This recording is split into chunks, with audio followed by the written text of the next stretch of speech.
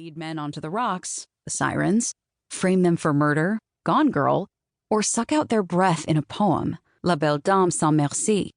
It's when they enter real life and start slaying real people that our imaginations balk. We can't imagine that they did it, on purpose. Typically, women are seen as solely capable of reactive homicide, murder done in self-defense, a burst of passion, an imbalance of hormones, a wave of hysteria, and not instrumental homicide, which can be plotted, calculated, and performed in cold blood. Thus, the infamous 1998 quote from Roy Hazelwood of the FBI, "There are no female serial killers." What happens when people are confronted with a female serial killer? When ideas of the weaker sex break down and we're staring into the unnerving eyes of a woman with dried blood under her fingernails? First, we'll probably check to see if she's hot or not. A 2015 study took pains to determine which of the 64 female serial killers they profiled were of above-average attractiveness. This helps their crimes go down easier, a spoonful of sugar, etc. Today, we remember the killer Ershibet Batory as a sexy vampire who bathed in virgin blood, which isn't at all true, but it makes her less human, more myth, and in turn excuses us from asking uncomfortable questions like, if men are supposed to be the aggressors, why do Ershibets exist? In general, people take pains to link female serial killers to lust at every possible turn, even if their crimes have nothing to do with it. A clickbaity 1890 essay titled "Truth About Female Criminals" lays it out well, caps lock and all.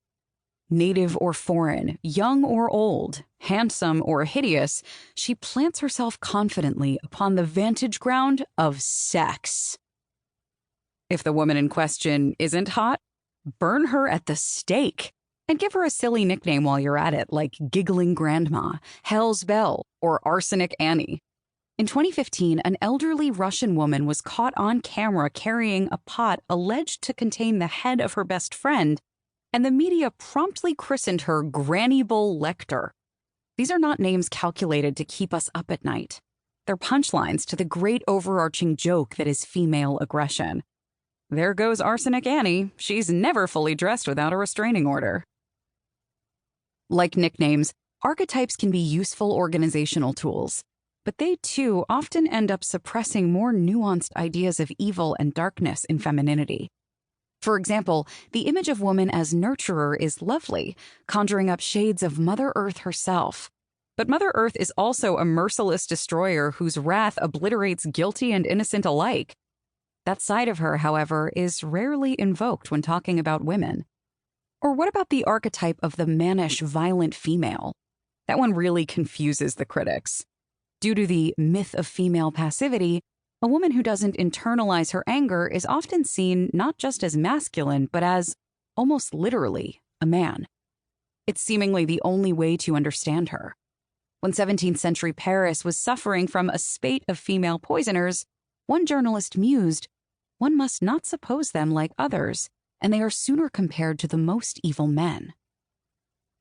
Listen, I do understand that it's easier to swallow serial killing when it's diminished by a nickname, or sweetened by sex, or organized by archetype. People have endless tricks up their sleeves for softening the violence of the female, dehumanizing female serial killers by comparing them to monsters, vampires, witches, and animals, eroticizing them until they feel safe. Bad Girls do it, an encyclopedia of female murderers. Hot female murderers that you'd probably go home with. Even shrieking the tired Kipling quote, "The female of the species is deadlier than the male," and then walking away, satisfied that the situation has been sufficiently analyzed. I get it.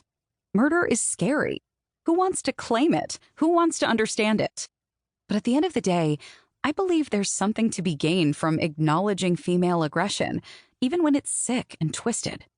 Otherwise, we're living in denial.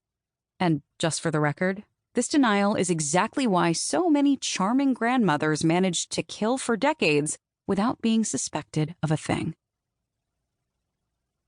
If there's one word I would use to describe the women in this book, other than yikes, it would be hustle. Time and again, I found myself gasping in grudging admiration.